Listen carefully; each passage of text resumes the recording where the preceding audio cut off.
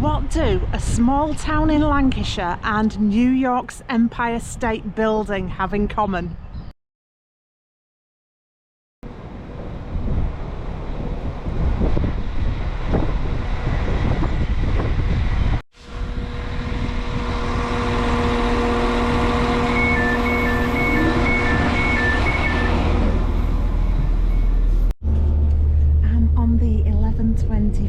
Service from Poulton-le-Fylde. I've got one of those horrible table seats, so I might move. We'll see how things progress.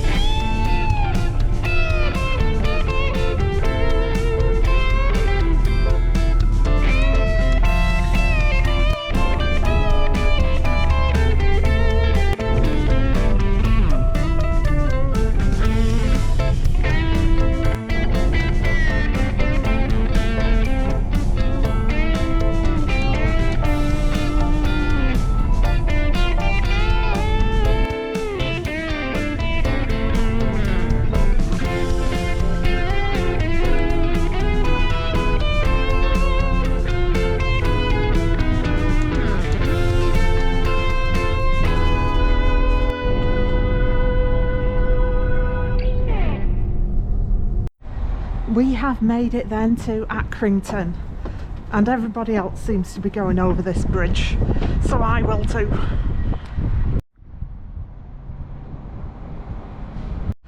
Yeah, I like that train line because you get to see how the landscape changes from the coast as we approach into the Pennines. And yeah, we've already had a bit of a sightseeing tour of Lancashire, including but not limited to the Fox's Biscuit Factory. And it just made me remember at college, one of our tutors used to work in the quality control department of Fox's Biscuits, and I could cope with a job like that, I think.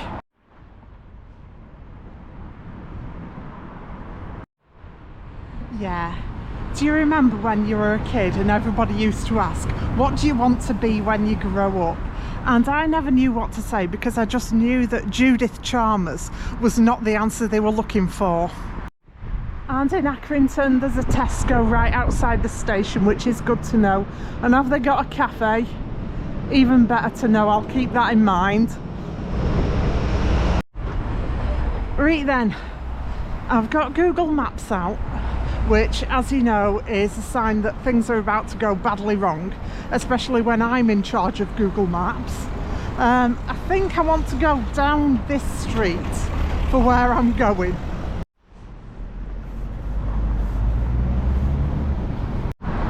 St John Ambulance, yeah, that's what it says on the map.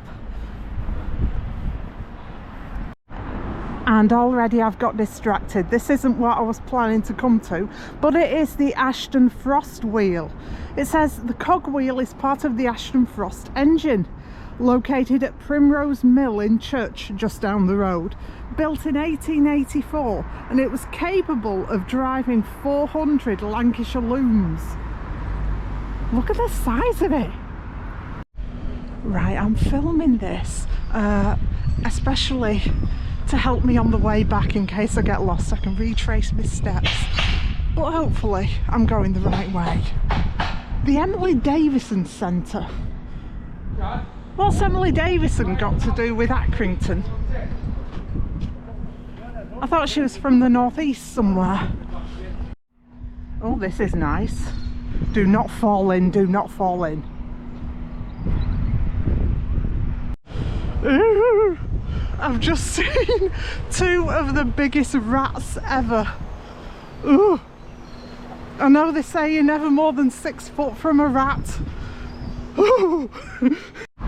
And already, predictably, I've gone off track, but I'm back on A track, I think, even if I do have a feeling that it's a little bit dodge. And now I think we are basically straight up here. Oh look, another one into. It's not too bad once you get into it.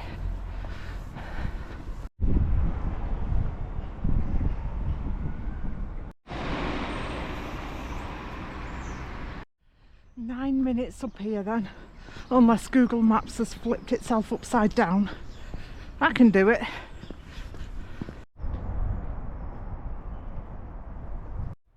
Welcome to Haworth Park. Not exactly what I came for yet, but still nice.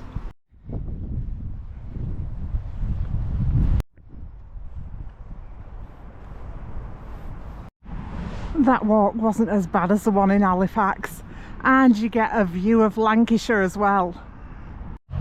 And this is what I've come all the way up here looking for, the Haworth Art Gallery. But you don't do art galleries, you're saying. I know, I don't typically do art galleries, but this one has something very special. By heck, it had better be open. A long time ago, there was a chap called Joseph Briggs, and he was born in Accrington. He trained as an engraver before he moved. He emigrated to New York City, and he started as an errand boy at Tiffany's in New York, but he eventually worked his way up to managing director. Isn't that amazing? And as a consequence, he gifted a large collection of Tiffany glass to the Haworth Art Gallery in Accrington, and as such this is the largest collection of Tiffany glass outside the USA. Anyone for chess? I'm not sure about chess, me. It's okay, but I always lose, and I know they say it's only a game, but it's not much fun when you always lose.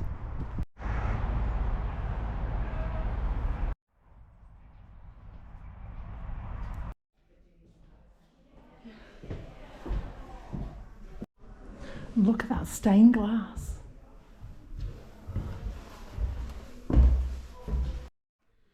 So it's called the Haworth Art Gallery because William and Anne Haworth built this house and they gave it to the people of Accrington.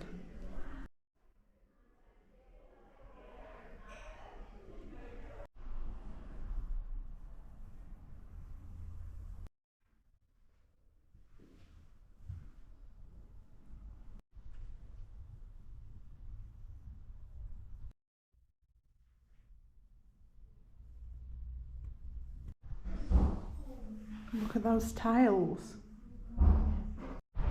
So I learnt something in there. Accrington, of course, like all its neighbours, was a cotton town, and Accrington was a little bit unique, special in that it specialised in printing the cotton. And Joseph Briggs first trained as an engraver here in Accrington, and as his apprenticeship he was responsible for engraving the templates that would have printed the patterns on the cotton. And after he moved to New York, when he joined Tiffany's, he joined the mosaics department, and I really did like looking at some of the mosaics in there, and some of the vases were attractive as well. I mean, I'll be honest, if you ask me to list my top 10 interests in the world, ceramics probably wouldn't be on the list, but I really enjoyed coming here anyway, and it's free of charge, and it was actually quite interesting to see the designs. I liked a lot of them, and what a great jewel in Accrington's crown. Right then, it is 1:15. I need something to eat. There is a cafe restaurant here at the Haworth Art Gallery. I peeked in. It doesn't look like the kind of place I'd feel comfortable going on my own. It seems to be all big tables and big groups. So yeah, I probably won't go in there. I'll head back into town for something to eat. I should be okay because I've drunk my milk, you know. And you know, if you drink your milk, one day you'll be good enough to play for Accrington Stanley. Who are they? Exactly! And I've got distracted again by Oak Hill Park and the mighty cenotaph. The Accrington Pals being particularly famous, of course, for their service in World War One.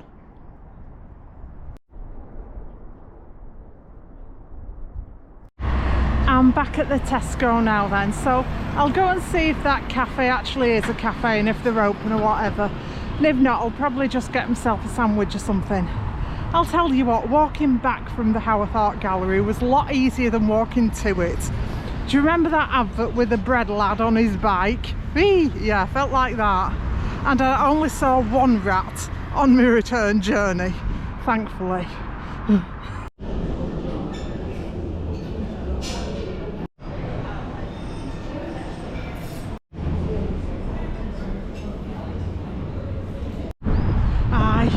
I know outlive me. Tesco's cafe for tomato soup with Greek yoghurt and a bottle of water. It was hot and delicious and filled a hole.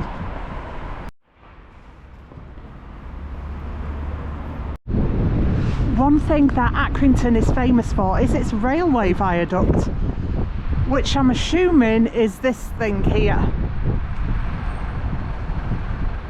Isn't it magnificent? I don't think I've ever been to Accrington before. I mean, I've been past it, I've been through it, but I think this is the first time I've actually had a proper look around.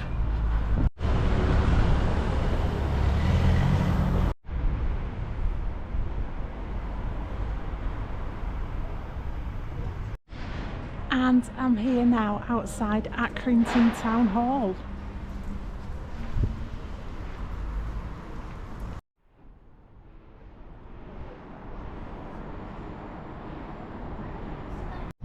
So the town hall in Accrington, it says it was opened in 1858 as a memorial to Prime Minister Sir Robert Peel. It was originally leased to the Mechanics Institution, and it became the town hall when Accrington was granted its charter as a borough in 1878.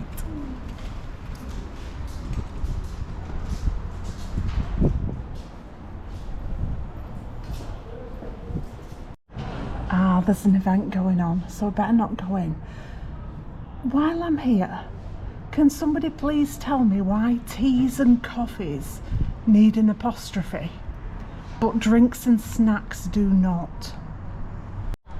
And this is Accrington's Market Hall, which I think is possibly almost as grand or even grander than the town hall itself.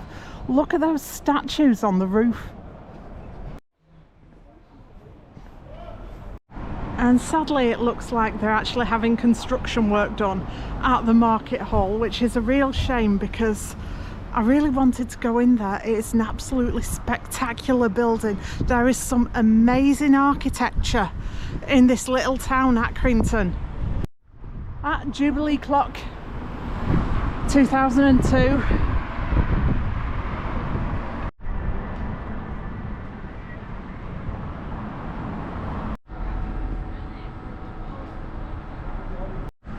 So I've mentioned the architecture here in Accrington and how it's something really special, and you can definitely see that there's been some money here in this little town.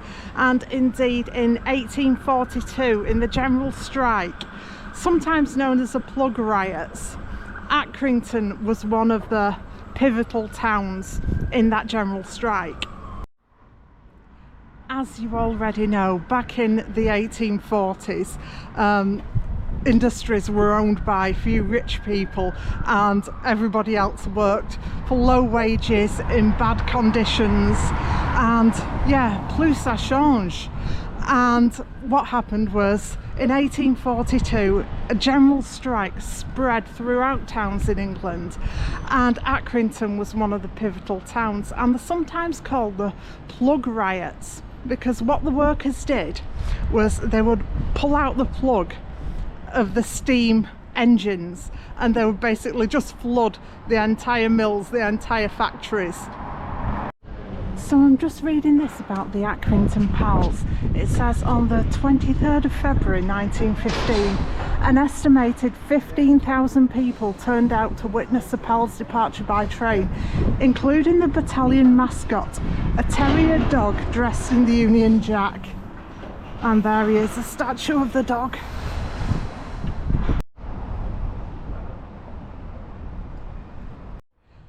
And this is St James's Parish Church.